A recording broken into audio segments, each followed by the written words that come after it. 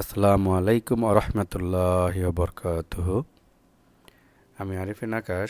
আমার YouTube channel Arifin Akash Quran and science এর পক্ষ থেকে আপনাদের জানাচ্ছি শুভেচ্ছা, অভিনন্দন এবং স্বাগতম। আমি আমার এই ইউটিউব চ্যানেলটি খুলেছি মূলত কোরআনের আয়াতগুলোকে ব্যাখ্যা করার জন্য। কোরআনের আয়াতগুলোকে আমি সাধারণত তিনটা ক্যাটাগরিতে আমি একটু আলোচনা করার চেষ্টা করব। আমি শুরুতেই বলে রাখি, আমি কোনো কারিও নয়, আমি কোনো মাওলানাও নয়। আমি একজন গণিতের শিক্ষক। এখানে আমি আপনাকে কোরআন তেলাওয়াতও শেখাবো না, কোরআনের তাফসিরও শেখাবো না, কোরআনের ব্যাখ্যাও শেখাবো না। শুধুমাত্র কোরআনের প্রতিটি আয়াতে বিজ্ঞানের নিদর্শন, গাণিতিক ব্যাখ্যা বা নিদর্শন, আধুনিক ইলেকট্রনিক্স এবং ভবিষ্যৎ প্রযুক্তি, এই বিষয়গুলো আমি আপনাদের দেখানোর চেষ্টা করব। কোরআনের প্রথম সূরা হলো সূরা আল ফাতিহা। এই কোরআনের 7টি আয়াত। আমি এই 7টি আয়াতকে 3 ক্যাটাগরিতে আমি আলোচনা করব। প্রথম অংশে আমি বিজ্ঞানের নিদর্শনগুলো আমি খুঁজে পাওয়ার চেষ্টা করব। দ্বিতীয় অংশে আমি গাণিতিক ব্যাখ্যা বা নিদর্শন খুঁজে পাওয়ার চেষ্টা করব। তৃতীয় অংশে আমি আধুনিক ইলেকট্রনিক্স ডিভাইস নিয়ে আলোচনা করব এবং ভবিষ্যৎ প্রযুক্তি নিয়ে আলোচনা করব। তো এই অংশে আমি বিজ্ঞানের নিদর্শন নিয়ে আলোচনা করব। কোরআনের প্রথম যে আয়াত সেটা হলো বিসমিল্লাহির রহমানির রহিম।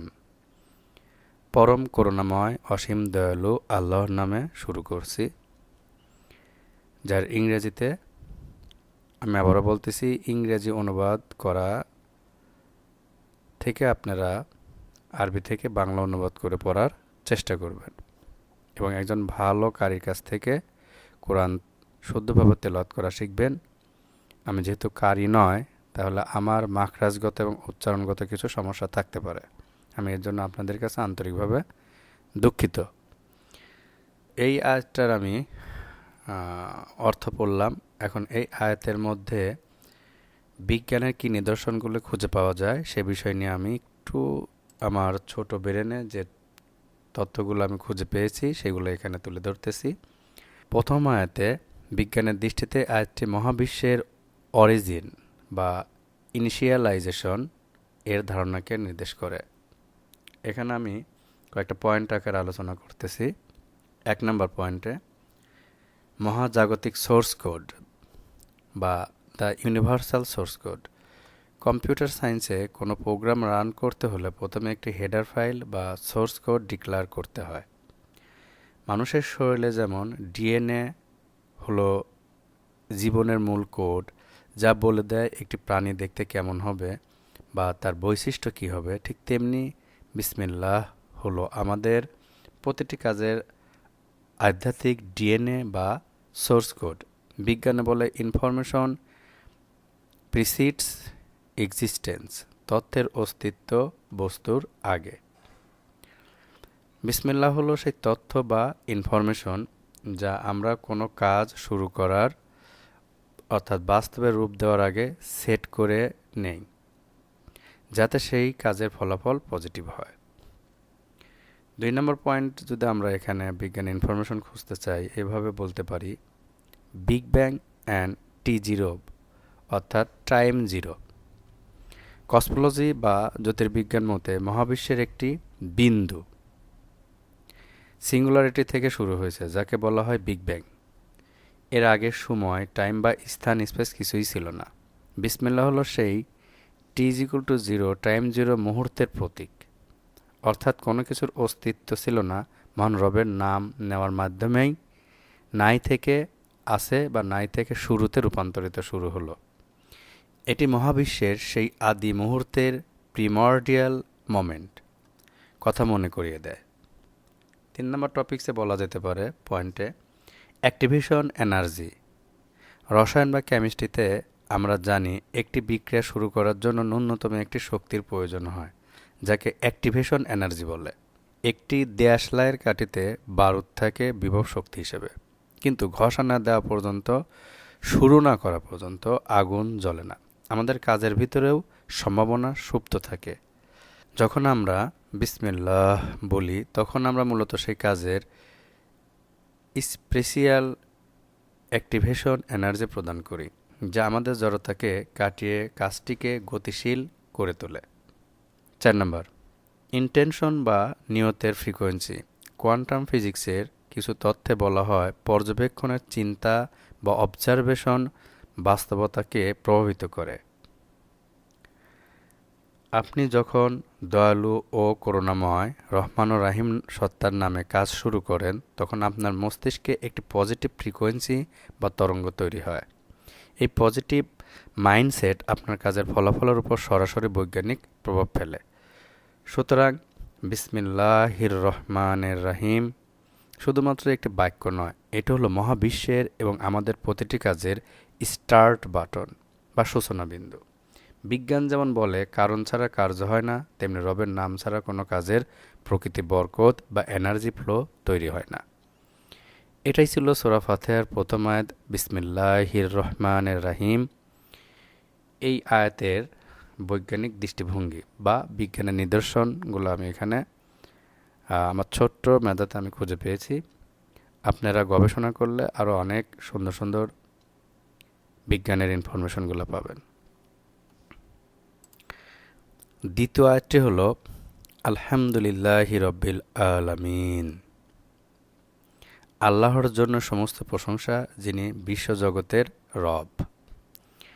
বিশ্বজগৎ, এখানে আপনি এই ছবিটাতে দেখতে পাচ্ছেন অনেকগুলি গ্যালাক্সি। আসুন এই আয়াতটার মধ্যে এই আলামিন শব্দটি নিয়ে কথা বলি এবং রব শব্দটি নিয়ে কথা বলি। কসমোলজি ও মাল্টিভার্স বিষয়টাই দ্বিতীয় আয়াতে খুঁজে পাওয়া যায়। এখানে আলামিন শব্দটি আলমের বহুবচন, অর্থাৎ আলম এক বচন, আলামিন শব্দটি বহুবচন। এর অর্থ জগৎসমূহ। আধুনিক কসমোলজি বা জ্যোতির্বিজ্ঞান এখন মাল্টিভার্স বা বহু মহাবিশ্বের ধারণা দিচ্ছে। অর্থাৎ আল্লাহ শুধুমাত্র আমাদের এই পৃথিবীর রব নন, বরং তিনি গ্যালাক্সি, নেবুলা, ব্ল্যাক হোল এবং আমাদের অজানা হাজারো ডাইমেনশন বা জগতের পালনকর্তা। তিনি মূলত এই আলামিন দ্বারা বোঝাচ্ছেন ইনি মহান রব্বুল আলামিন শুধুমাত্র আমাদের পৃথিবীরই রব নয়, তিনি এরকম শত শত গ্যালাক্সির সৃষ্টিকর্তা। রব, বিবর্তন ও পালন। এই রব শব্দটির মধ্যে বিবর্তন ও পালনের বৈজ্ঞানিক একটা নিদর্শন পাওয়া যায়। রব শব্দের অর্থ যিনি তিলে তিলে কোনো কিছুকে পূর্ণতার দিকে নিয়ে যায়। দেখেন, তিলে তিলে মানে ধীরে ধীরে কোনো কিছুকে পূর্ণতার দিকে নিয়ে যায়। তার মানে আমাদের এই আলহামদুলিল্লাহি রব্বিল আলামিন, মহান রব্বুল আলামিন মহাবিশ্বের শত শত জগতের গ্যালাক্সি, নেবুলা, ব্ল্যাক হোলের মালিক, কিন্তু তিনি রব। এই রব আমাদের এই গ্যালাক্সিগুলোকে তিলে তিলে তিলে তিলে একটা পূর্ণতার দিকে নিয়ে যাচ্ছে, অর্থাৎ এটা ধীরে ধীরে বড় হচ্ছে। বিজ্ঞান এখন বলে আমাদের এই মহাজাগতিক বিশ্ব ধীরে ধীরে বড় হচ্ছে। এটি বায়োলজি বা জীববিজ্ঞানের ক্রমবিকাশ এবং ফিজিক্সের এন্ট্রপি বা শক্তির রূপান্তরের সাথে সামঞ্জস্যপূর্ণ। তিনি মহাবিশ্বকে স্থির রাখেন নাই, বরং প্রতিনিয়ত প্রসারিত ও লালন করছেন। এটিই সূরা ফাতিহার দ্বিতীয় আয়াত। যদিও আমাদের বাংলাদেশের কোরআনের প্রথম আয়াত হিসেবে এটাকে দেখা যায়, তবে আমি সৌদি আরবের কোরআনগুলোতে দেখছি এটা দ্বিতীয় আয়াত হিসেবেই লেখা। তৃতীয় আয়াত হলো আর রহমানের রহিম, যিনি পরম দয়ালু অতিশয় করুণাময়। এই আয়াতটার মধ্যে আমি বৈজ্ঞানিক নিদর্শন হিসাবে কি পেয়েছি, এই ছবিটাতে দেখেন এখানে গ্রহ উপগ্রহগুলি একে অপরকে নিয়মতান্ত্রিকভাবে আকর্ষণ করে সুস্থিত আছে। এই গ্রহ উপগ্রহগুলি যদি এমনভাবে সুস্থিত না থাকতো তাহলে জীবের অস্তিত্ব কল্পনা করা যেত না। শক্তি সংরক্ষণ ও দয়া, এই আয়াতটার মধ্যে আর রহমান এবং রাহিম এই আয়াতটার মধ্যে আমরা শক্তি সংরক্ষণ ও দয়া এই বিষয়টা আমি বিজ্ঞানের নিদর্শন হিসেবে উপলব্ধি করতে পেরেছি। মহাবিশ্বের 4টি মৌলিক বল, যেমন মহাকর্ষ, তড়িৎচুম্বকীয়, সবল নিউক্লিয় বল, দুর্বল নিউক্লিয় বলগুলি যদি অতি সূক্ষ্মভাবে বিন্যস্ত না থাকত তবে প্রাণ টিকে থাকত না। আল্লাহর রহমান ও রাহিম গুণটি সেই ব্যালেন্স বা ভারসাম্যকে নিদর্শন করে, যা মহাবিশ্বকে ধ্বংস থেকে রক্ষা করে প্রাণের উপযোগী করে রেখেছে। একে বিজ্ঞানের ভাষায় অ্যানথ্রোপিক প্রিন্সিপাল এর সাথে তুলনা করা যেতে পারে। মহান রব্বুল আলমিনের রহমান ও রাহিমের এরকম শত শত আমরা তার দয়া এবং করুণা নিয়ে কথা বলতে পারি। কোরআনের পরের আয়াতটি মালিক ইয়াউমিদ্দিন, যিনি প্রতিফল দিবসের মালিক। আর মাওলানা মুজিবুর রহমান অনুবাদ করেছেন যিনি বিচার দিনের মালিক। দেখেন এখানে বলা হচ্ছে যিনি প্রতিফল দিবসের মালিক। এখানে বিজ্ঞানের কি নিদর্শন দেখতে পাওয়া যায়? সময় ও কার্যকারণ তথ্য। দিন শব্দের অর্থ বিচার বা প্রতিদান। নিউটনের ৩য় সূত্র হতে প্রত্যেক ক্রিয়ারই একটি সমান ও বিপরীত প্রতিক্রিয়া আছে। এই আয়াতে কজ অ্যান্ড ইফেক্ট বা কার্যকারণ তথ্যের চূড়ান্ত রূপ প্রকাশ পায়। মহাবিশ্বের একটি সময়সীমা আছে, বিগ ক্রাশ বা হিট ডেথ, এবং সেই শেষ সময়ে সকল কর্মের ফলাফল বা প্রতিক্রিয়া পাওয়া যাবে। এটিই আয়াতের বৈজ্ঞানিক নির্যাস। অর্থাৎ একদিন এই পৃথিবীর ক্রিয়াকলাপ আমাদের শেষ হবে এবং এর প্রতিদান মহান রব্বুল আলামিন দিবেন। সূরা ফাতিহার 4 নম্বর আয়াত আমরা এই ছোট্ট বৈজ্ঞানিক নিদর্শন দিয়ে ব্যাখ্যা করলাম। পরের আয়াতটি আছে ইয়াকা না'বুদু ওয়া ইয়াকা নাস্তাইন, আমরা আপনারই ইবাদত করছি এবং আপনারই নিকট সাহায্য চাচ্ছি। এটা মাওলানা মুজিবুর রহমান অনুবাদ করেছেন।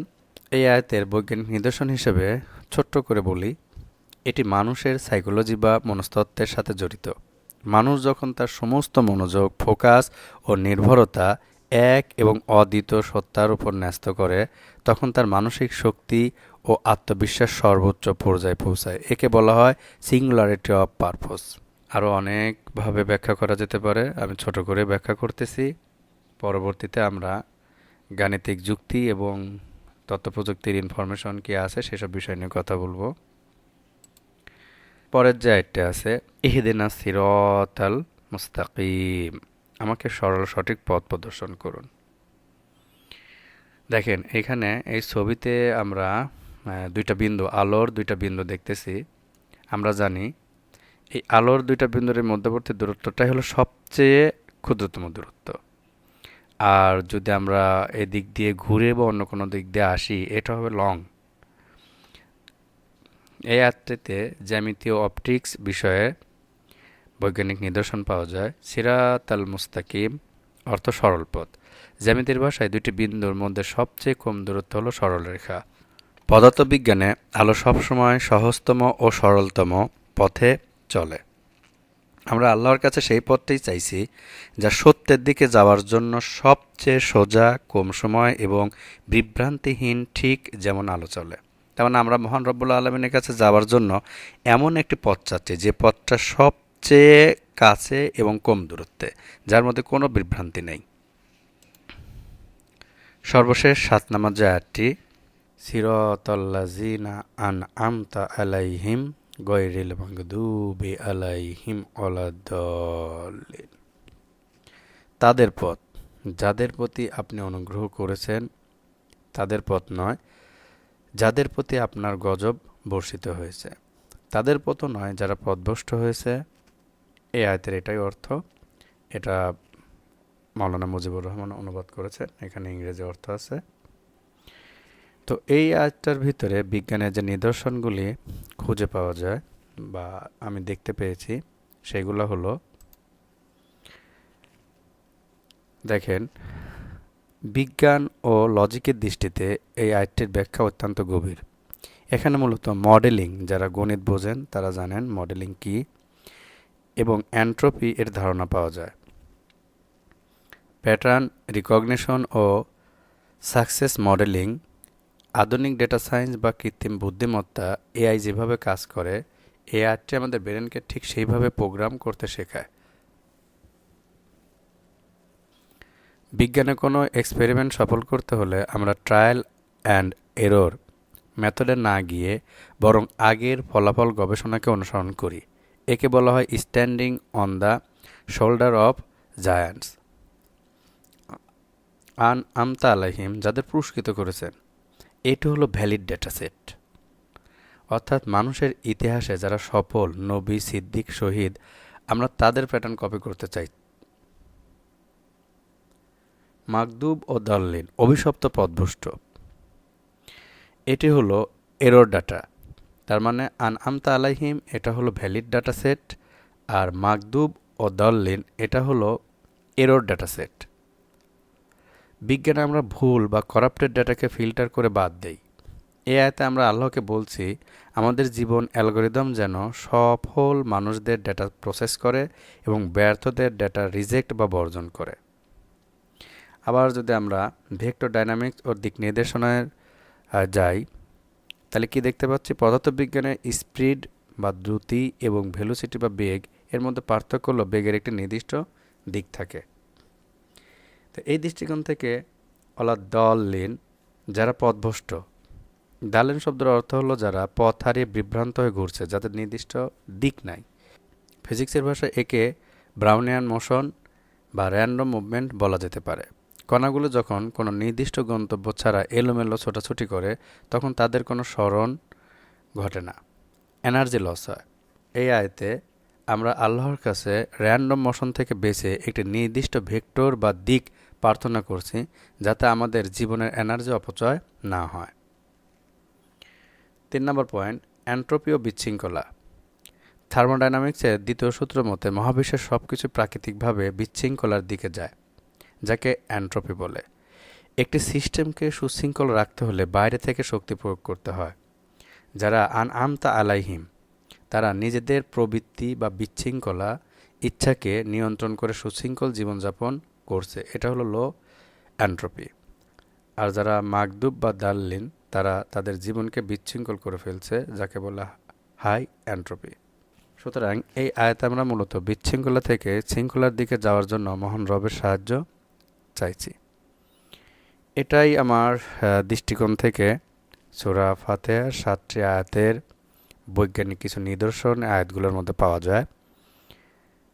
এগুলাকে আরও বিস্তারিত আলোচনা করা যেতে পারে, কিন্তু ভিডিওটি অনেক বড় হয়ে যাবে। কোনো একদিন সময় নিয়ে আরও হয়তো বিস্তারিত আলোচনা করব ইনশাআল্লাহ। পরবর্তী অংশ দেখার জন্য অনুরোধ রইল। ভালো থাকবেন, সুস্থ থাকবেন। আল্লাহ হাফেজ।